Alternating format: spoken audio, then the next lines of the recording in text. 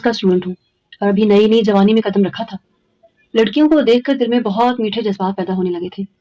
इन्हीं दिनों हमारे स्कूल में एक नई टीचर अपॉइंट हुई जो हमें पढ़ाने लगी थी। उसे देखकर मेरे दिल में लड्डू फूटने लगे, क्योंकि वो कम उम्र और खूबसूरत थी और मैं हर वक्त उसके आगे पीछे घूमने लगा, और वो भी शायद महसूस कर चुकी थी। एक दिन मुझे कहने लगी कि सुबह जल्दी स्कूल आना, असेंबली से पहले मुझे तुमसे स्पेशल सबक पढ़ाऊंगी। और मैं सुबह जल्दी पहुंच गया, मगर टीचर तो मेरा ही इंतजार कर रही थी। उसने मुझे अंदर बुलाया और मेरी शर्ट के बटन, मैं 8वीं जमात में था मगर मेरी उम्र 15 साल थी। अपनी क्लास में मौजूद सब बच्चों से ही बड़ा था। बचपन में 2-3 साल जाया हो गए थे, जिसकी वजह से अभी तक 8वीं क्लास में ही पढ़ रहा था। हमारा स्कूल चूंकि प्राइवेट था और यहाँ पर लड़के लड़कियां इकट्ठे ही पढ़ते थे। स्कूल का माहौल बहुत खराब था। लड़के लड़कियां एक दूसरे के साथ बहुत फ्री थे। इसके साथ साथ स्कूल की टीचर्स भी लड़कों के साथ खुले माहौल में बातें करती थी। किसी को एहसास नहीं था कि इससे बच्चों के जहन पर बुरा असर पड़ रहा है। हर कोई अपने ही सुकून की तलाश में था। मुझे आजकल की लड़कियों की जहनीत पर हैरानगी होती थी। न जाने उन्हें क्या हो गया था। हर कोई ही हवस का पुजारी नजर आता था। मैं अपने स्कूल में सबसे ज्यादा खूबसूरत था। अगर मैं ये कहता कि वहां पर मेरे मुकाबले का कोई इंसान नहीं था, तो उसमें कुछ भी गलत ना होता। न सिर्फ स्कूल की सारी लड़कियां बल्कि उसके साथ साथ टीचर्स भी मुझ पर मरती थी, और मुझे इस बात का बहुत अच्छी तरह से एहसास भी था। अभी पीरियड खत्म हुआ था कि मुझे शदीद प्यास का एहसास होने लगा। पानी पीने के लिए गया तो देखा कि कूलर के पास पास ही एक लड़की मौजूद थी, और वो 10वीं जमात की तालिब इल्म थी। उसे मैं अच्छी तरह से जानता था कि उसके साथ साथ मैं उसकी हरकतों से भी अच्छी तरह से वाकिफ था। उसने स्कूल का कोई भी ऐसा लड़का नहीं छोड़ा था जिसके साथ उसकी बातचीत ना हो। 2-3 लड़कों के साथ तो ये पकड़ी भी जा चुकी थी। मुझे उनके वालिदैन पर बहुत हैरानगी होती थी, जो अपने बच्चों को यूं खुलेआम छोड़े बैठे थे, और उनको बिल्कुल भी एहसास नहीं था कि उनके बच्चे किन हालात में यूं पढ़ रहे हैं और किस तरह की तालीम हासिल कर रहे हैं। मैं एक लंबे अरसे से अपनी माँ को कह रहा था कि अगर तुम चाहती हो कि मैं पढ़ाई में दिल लगाऊं और एक अच्छा इंसान बनूं तो मुझे उस स्कूल से निकलवा दो। मगर मेरी माँ हमेशा ही मेरी बात टाल जाती और मुझे कहती कि इस स्कूल में खराबी नहीं है, बल्कि असल खराबी तो तुम्हारे अंदर है। तुम खुद ही पढ़ना नहीं चाहते। मुझे यकीन है कि स्कूल वाले तुम पर सख्ती करते हैं, इसी वजह से ही तुम इससे बाहर निकलने के बारे में सोच रही हो। अम्मा की बात सुनकर मैंने अपना सर दोनों हाथों में गिरा दिया और अम्मा के सामने हाथ जोड़ते हुए कहने लगा, खुदा के लिए कभी तो मेरी बात पर यकीन कर लिया करें। मैं हमेशा झूठ नहीं बोलता। मानता हूं कि 1-2 बार आपसे झूठ बोला है, गलती हो गई है। मैंने उस गलती से तौबा भी कर ली थी, मगर आपने तो मुझे एक झूठा इंसान ही समझ लिया। मेरी बात सुनकर अम्मा ने इंतहाई गुस्से से मेरी तरफ देखा और मुझे कहने लगी, ये ड्रामे लगाना बंद करो और स्कूल जाने की तैयारी करो। मैं तुम्हें इस स्कूल से किसी भी सूरत नहीं निकलवाऊंगी। अम्मी ने दो टोक अंदाज में बात की और अपने कमरे में चली गई। थोड़ी ही देर बाद उनके मोबाइल पर कॉल आई। मैंने देखा कि वो स्कूल का नंबर था। इससे पहले कि मैं कॉल काट पाऊं, अम्मी ने जल्दी से मेरे हाथ से मोबाइल छीन लिया था और मुझे गुस्से से घूरने लगी, मगर मुझे उनकी घूरी से फर्क नहीं पड़ता था। अम्मी कॉल करके जब फारिग हुई तो तेजी से मेरी तरफ बढ़ी और मुझे सुनने से लगाते हुए कहने लगी, अगर तुम थोड़ी देर पहले मुझसे मजाक कर रहे थे तो वो बहुत ही बुरा मजाक था। मुझे तुम्हारी टीचर ने बताया है कि तुम पढ़ाई में बहुत दिलचस्पी ले रहे हो और तुम्हारे टेस्ट में भी बहुत अच्छे नंबर आए हैं। अम्मी की बात सुनकर मुझे लगा कि मेरे कदमों के नीचे से जमीन निकल गई। मैं अपने पिछले हफ्ते के तमाम टेस्टों में बुरी तरह से फेल हो गया था। मैंने बेयकीनी से अम्मी की तरफ देखा और अम्मी खुद भी हैरत से मेरे चेहरे की तरफ देख रही थी। उन्होंने मेरे माथे पर प्यार किया और मुझे कहने लगी कि मुझे यकीन नहीं आ रहा कि ये तुम हो। चलो मैं तुम्हारे अब्बा को जाकर खुशखबरी सुनाती हूँ। उन्हें बहुत शौक था कि उनका बेटा पढ़ाई में दिलचस्पी ले और इस तरह फर्स्ट आए। मुझे यकीन है कि तुम सालाना इम्तिहान में भी इसी तरह से कामयाबी हासिल करोगे। अम्मी ने चंद मिनटों में मुझसे न जाने कितनी उम्मीदें बांध ली थी, जबकि मुझे तो ये भी नहीं पता था कि आखिर मुझे इतने सारे नंबर कहाँ से मिले हैं। और फिर अम्मा मुझे अब्बा के पास लेकर गई। मुझे इनाम में अच्छे खासे पैसे मिले थे और मैंने फैसला किया था कल ही इन पैसों से सिगरेट खरीद लूंगा। मुझे सिगरेट की लत भी मेरे दोस्तों ने लगाई थी। मेरी क्लास के लड़कों की उम्रें ज्यादा से ज्यादा 12 साल तक थी और वो 12 साल की उम्र में ही सिगरेट पी रहे थे। किसी के भी घर वालों को इस बारे में पता नहीं था। मेरा बस नहीं चलता था कि मैं स्कूल का हशर नशर कर दूं।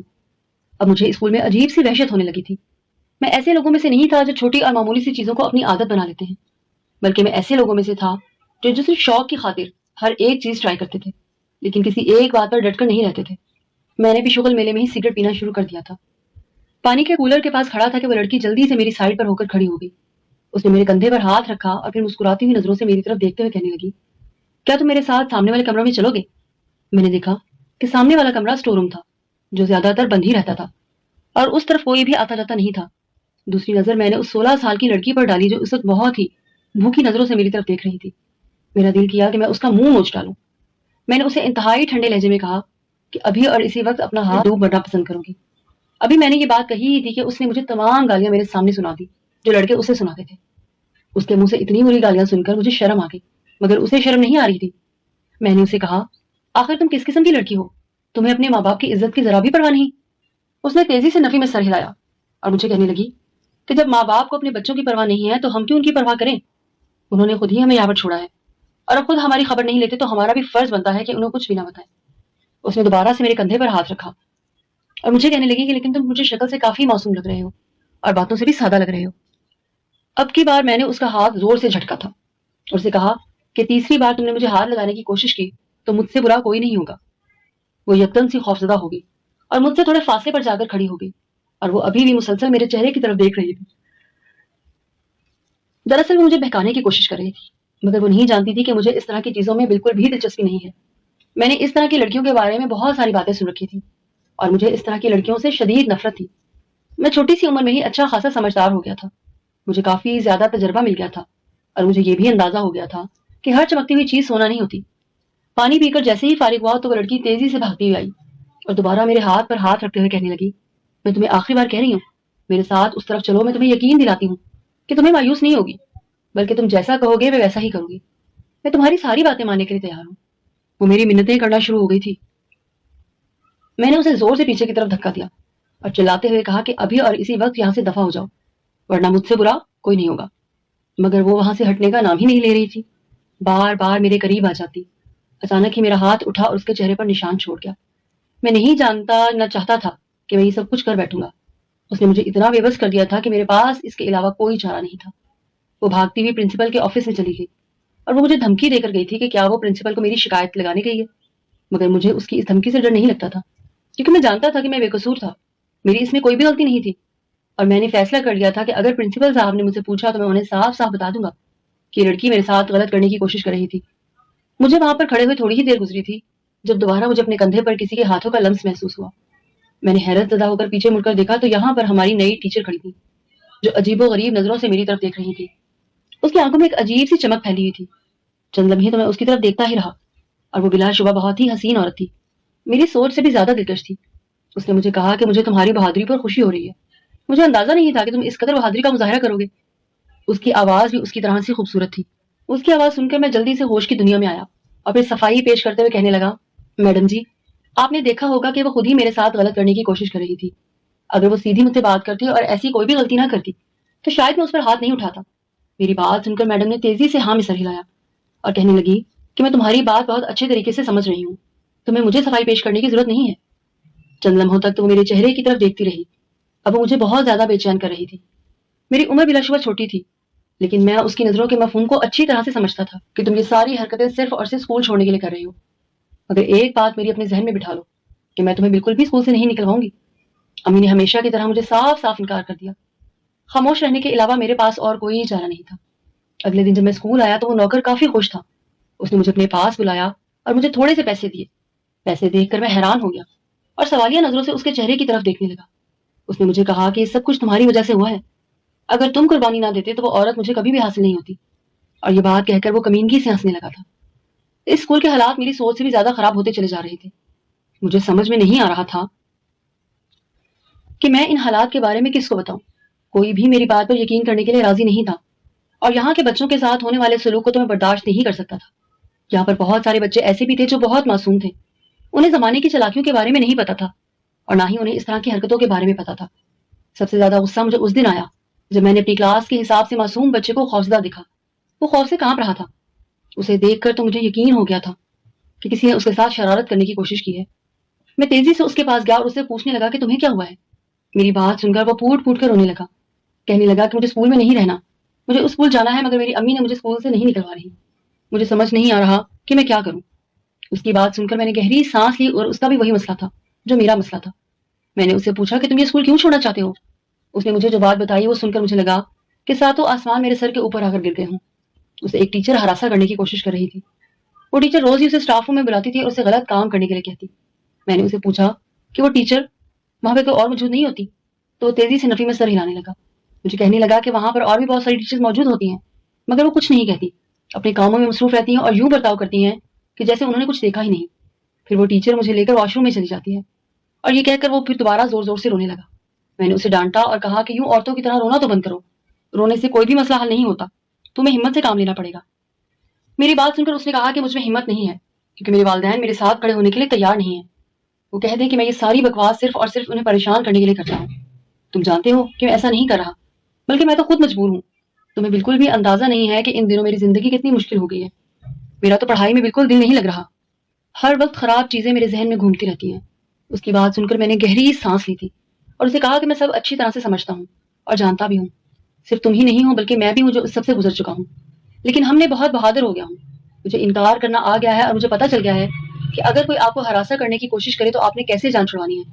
अब अगर वो दोबारा तुम्हें अपने साथ स्टाफ रूम में लेकर जाए तो उसकी बात मानने से बिल्कुल ही इनकार कर दो। अगर वो धमकी दे तो तुम भी धमकी दो कि तुम उसके बारे में अपने वालिदैन को बता दोगे। अभी वो इस वजह से तुम्हें ज्यादा परेशान कर रही है क्योंकि उसे लगता है कि तुम अपने वालिदैन को ये सब बताने से डरते हो और बहुत ज्यादा शर्माते हो। सबसे पहले अपना डर दूर करो और फिर इसके बाद अपनी शर्म दूर करो। उसको बता दो कि तुम इससे मजीद खौफजदा नहीं होते और ना ही तुम अब उसकी मजीद किसी भी किस्म की बुरी हरकत में उसका साथ दोगे। मेरी बात सुनकर उसकी आंखों में आंसू आ गए। मुझे कहने लगा कि मैं इतना बहादुर नहीं हूँ, मैं बिल्कुल भी तुम्हारी तरह नहीं हूँ।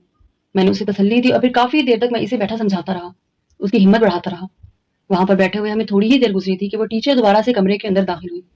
आते साथ ही उसने मेरे करीब, लेकिन अगर वो तुम्हें जबरदस्ती किसी बहाने से अपने साथ ले जाती है, तुमने उसे धमकी देनी है कि तुम उसके बारे में अपने वालिदैन को बता दोगे। मेरी बात सुनकर उसने तेजी से हाँ में सर हिला दिया था। उसके चेहरे पर मुस्कुराहट फैली हुई थी। मुझे पता था कि सिर्फ पहली बार इनकार करना मुश्किल है। उसने पहला कदम उठा दिया था, अब उसके लिए आगे आसानियां पैदा हो गई थी। मैंने उसके लिए दिल ही दिल में दुआ की और अपने दोस्त की तरफ चला गया। वो स्कूल के वीरान हिस्से में मौजूद था। मुझे देखकर वहां से भाग गया। मुझे इसका शदीद गुस्सा आया और दिल ही दिल में मैंने उसे 2-3 गालियां दी कि वो मेरे साथ पता नहीं कौन सा मजाक कर रहा था। वहां पर खड़े हुए थोड़ी ही देर गुजरी थी कि अचानक ही वहां पर वो नई वाली टीचर आ गई।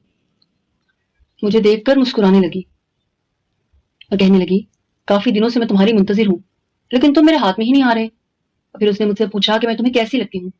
मैंने उसे कहा कि आप खुद भी खूबसूरत हैं और मुझे बहुत प्यारी लगती हैं। मैं एकदम ही बेखुद हो गया था क्योंकि वो लड़की थी भी बहुत ही ज्यादा प्यारी और वो कम उम्र भी थी।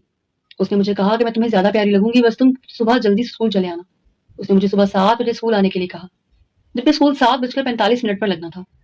उसकी बात सुनकर मैंने उसे तसल्ली दी और कहा कि आपको फिक्र करने की जरूरत नहीं है। उसके बाद मैं वापस अपने घर चला गया।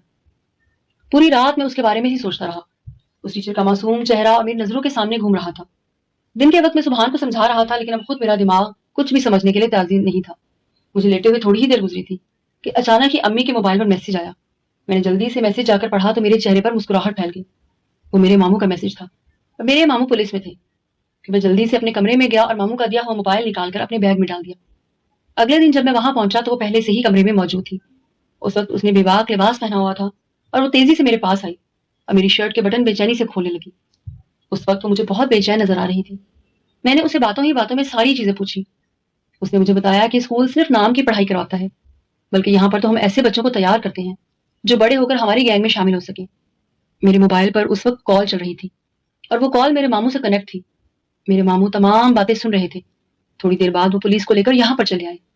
तो यहाँ पर मौजूद तमाम टीचर्स को उन्होंने गिरफ्तार कर लिया। अभी थोड़े ही अरसे बाद ये खबर पूरे शहर में जंगल की आग की तरह फैल गई। यहाँ पर बच्चों को हरासा किया जाता है। इसके अलावा तमाम वालिदैन को यह भी पैगाम दिया गया कि अपने बच्चों को एतमाद में लें और वो जो बातें करते हैं उन पर यकीन किया करें। जब मैं घर पहुंचा तो अम्मी ने मुझे गले से लगा लिया और मुझसे माफी मांगने लगी। मैंने अम्मी को माफ कर दिया था और मुझे खुशी थी कि मेरी वजह से बहुत सारे मासूम बच्चे बच गए और वालिदैन को भी आगाही हासिल हो गई।